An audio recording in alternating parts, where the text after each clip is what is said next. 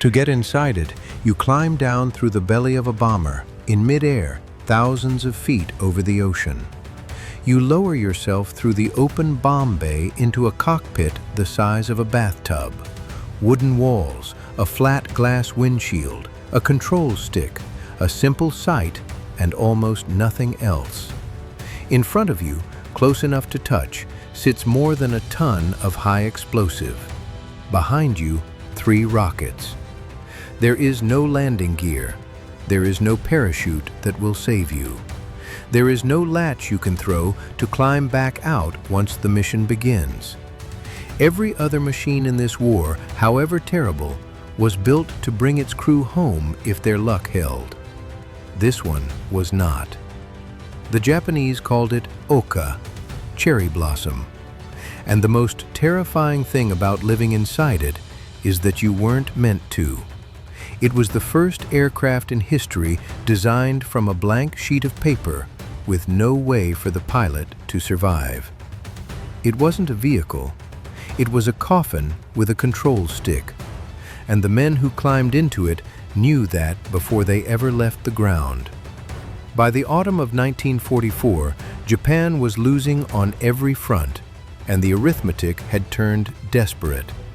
American carrier fleets were closing on the home islands behind a wall of anti-aircraft fire and fighter patrols so dense that ordinary aircraft, even the conventional kamikazes, fighters packed with explosives, were being shot out of the sky before they could reach a ship. So an engineer proposed something colder and more efficient. If a slow plane couldn't get through, build one that nothing could catch in its final seconds. The result was the Ohka. It was tiny, and it was mostly wood over a light metal frame, cheap to build, quick to make in numbers, because it only had to work once. In its nose sat a warhead of roughly 1,200 kilograms, over 2,500 pounds of explosive. In its tail, 3 solid fuel rockets. It carried no fuel for a return, no guns, no armor. It was, in the most literal sense, a winged bomb with a person inside to aim it. And in its last moments, it was genuinely almost unstoppable. Once the rockets lit, the Ohka could reach 400 miles an hour in level flight, and in its final diving plunge, it approached 600, faster than any Allied fighter alive could follow it down. On paper, the design worked. For the 10 seconds that mattered, nothing could stop it. The problem was every single minute before those 10 seconds.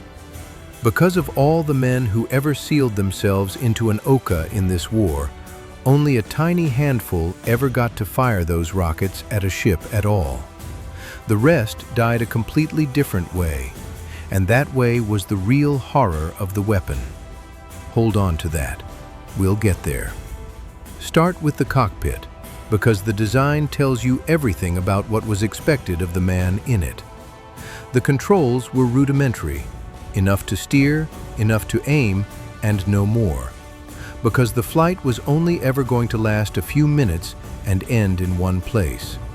There was no radio worth the name, no comfort, no redundancy, nothing built in for survival, because survival was not one of the design requirements.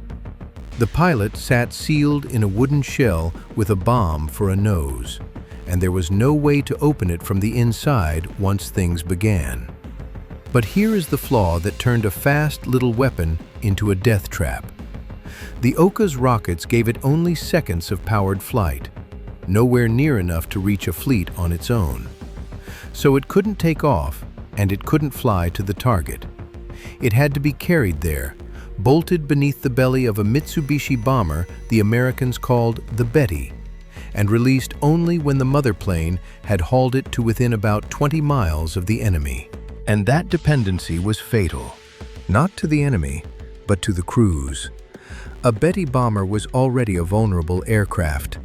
Slung a 2-ton wooden bomb under its belly, and it became slower still, heavier, sluggish on the controls, unable to climb or turn or run. To deliver its Ohka, this laboring aircraft had to fly straight into the most concentrated anti-aircraft and fighter defense in the history of naval warfare, and survive long enough to reach release range. It almost never did. Which means the Ohka pilot's life rested entirely in someone else's hands, in an aircraft he wasn't flying, watching through a tiny window as American fighters closed in. If the Betty was caught before the release point, and it usually was, the Ohka pilot died as dead weight, bolted inside a wooden bomb beneath a burning bomber, with no controls that could help him, no way to drop free, no way to fight, no way to climb out. He could only sit and wait for the aircraft above him to come apart and take him down with it.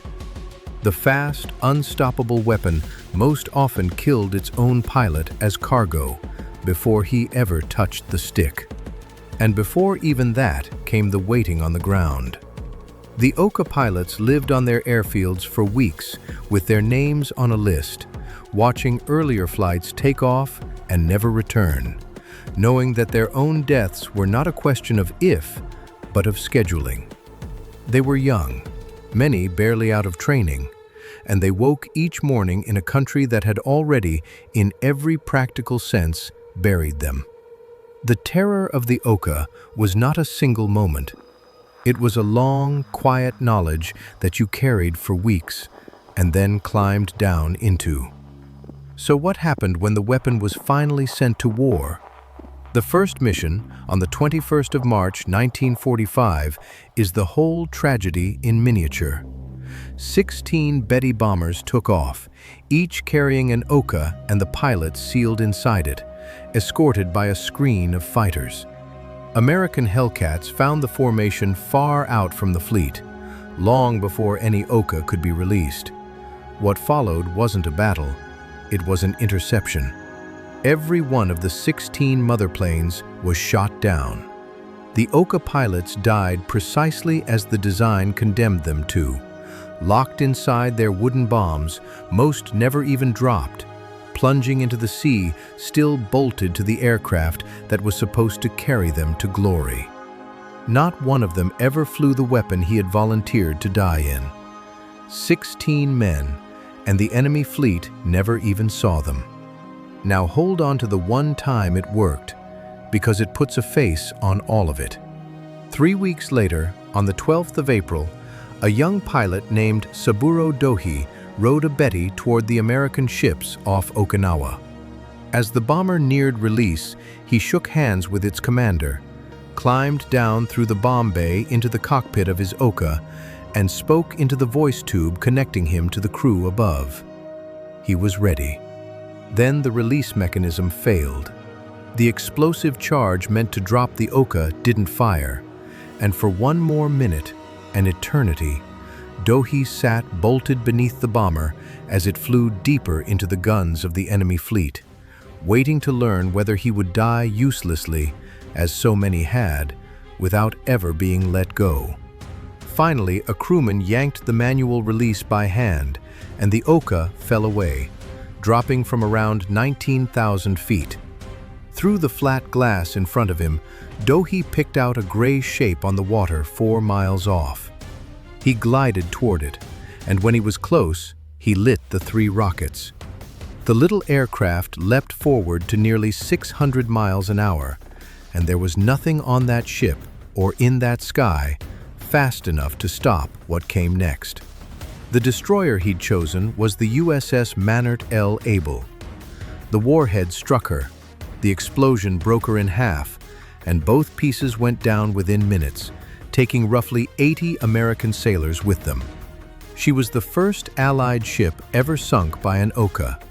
In the whole war, she was very nearly the last thing one ever accomplished. Because step back and look at the ledger, and the horror deepens into something worse than fear. It becomes futility. Across the entire war, this supposedly unstoppable weapon damaged or sank only a small handful of ships. A destroyer here, damage to another there. Of the dozens of Ohkas the Americans ever encountered, the great majority never launched at all, because their mother planes were shot down first. The weapon that could not be caught in its final 10 seconds could almost never survive the flight to reach them. It was, as a program, a near-total failure, measured in enemy ships. Measured in its own men, it worked perfectly. It killed every one of them it was meant to. And that is the pattern that ran through the whole late imperial war machine. The same disease we've seen in the submarines and the carriers. A leadership that had run out of fuel, out of aircraft, out of time, and out of workable ideas, and had begun to substitute the one resource it still had, the lives of its young men, spent against a fantasy of the single decisive blow that never came. The Ohka was the purest, coldest expression of it, a weapon built around the death of its operator, handed to boys who were told that dying in it was a kind of blooming. That word, Ohka, cherry blossom, was chosen with care. In Japan, the cherry blossom is the flower that falls at the very height of its beauty, and the men were handed that image deliberately to make the falling bearable, to dress a wooden bomb in the language of something delicate and brief and meaningful. When American Marines captured a cache of these aircraft intact on Okinawa, they gave it a different name. They looked at the tiny cockpit, the ton of explosive, the total absence of any way out, and they called it Baka, the Japanese word for fool. Cherry blossom and fool. Somewhere in the enormous distance between those two words lived every young man who ever climbed down through a bomb bay and sealed himself inside, told he was a falling flower, spent as though he were nothing at all. He was neither. He was a boy in a wooden box over the ocean, waiting for a stranger's hand to pull a lever, and there was nothing beautiful about it, and nothing foolish about him. If this one stayed with you, subscribe, leave a comment below. Thanks for watching.